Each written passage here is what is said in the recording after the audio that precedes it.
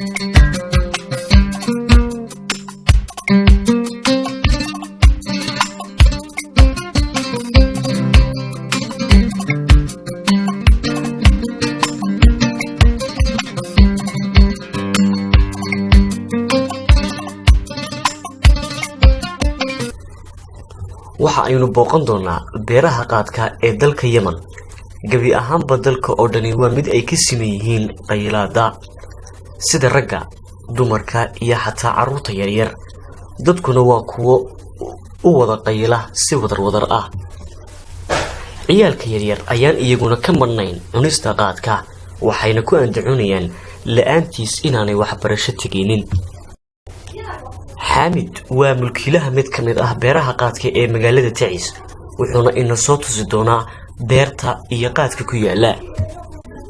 dalal badan ayuu ka baxaa qaadku, balse kan ka baxa dalka Yemen ayaa ugu darooga badan sida ay khubaro caafimaad ay inoo cadeeyeen sanadkii aynu soo dhaafnay.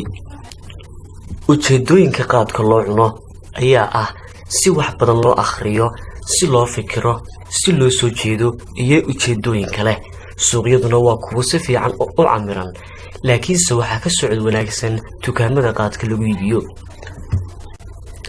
mid ka mid ah dadka muqayiliinta ah ayaa ku jawaabaya sidan: qaadku waxa uu kaa kaxaynayaa dhammaan xanuunada oo dhan oo ma dareemaysid wax murugo ah. dhanka kale, xoogaa dhalinyaro ah oo iyagu iskood isku abaabushay oo tiro ahaan badnayn ayaa ka soo horjeeda qaadka, balse cidhidheg jalaq uma siiso. dadka muqayiliinta ahina waxay ku tilmaamaan in ay yihiin kuwo waalan oo camal ay qabtaan waayey.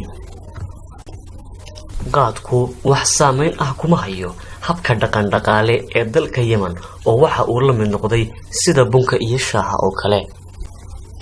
sidoo kale, shirarka, xafladaha, aroosyada waa mid aanay ka maqnayn cunista qaadku.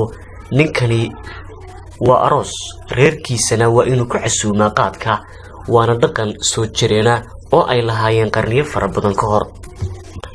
labadan wiil ee yaryari waxa ay ka shaqeeyaan beerta qaadka, si joogto ahna way u qaylaan.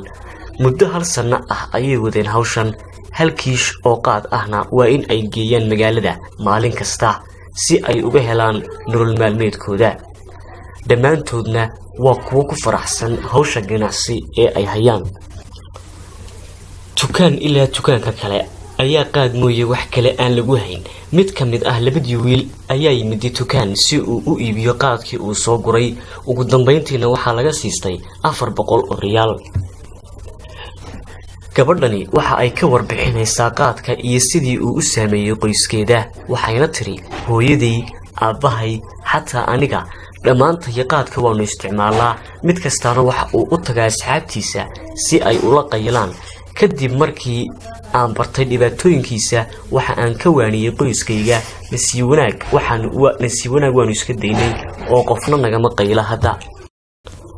xanuunada uu qaadku keeno waxaa ka mid ah hurdo la'aan, calool istaag, cudurro xagga maskaxda ah, ilkaha iyo ciridka oo jilca. sidaasi waxaa ina odhanaya khabiir caafimaad oo hore u cuni jiray qaadka. waxa uu intaasi uu ku sii daray dadka qaylaa in ay halis ay u yihiin kansarka ku dhaca caloosha iyo beerka.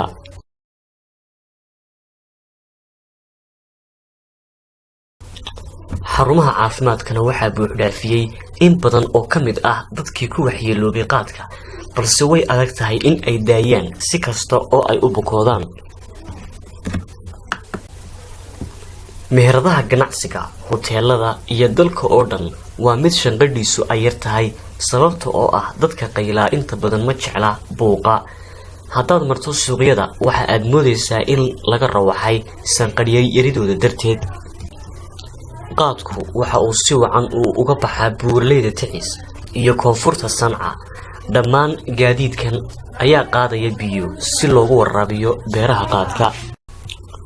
ka hor inta aan qaadka loo fadhiisan waa in la ciyaaraa ciyaar dhaqameedyo u gaara qaadka.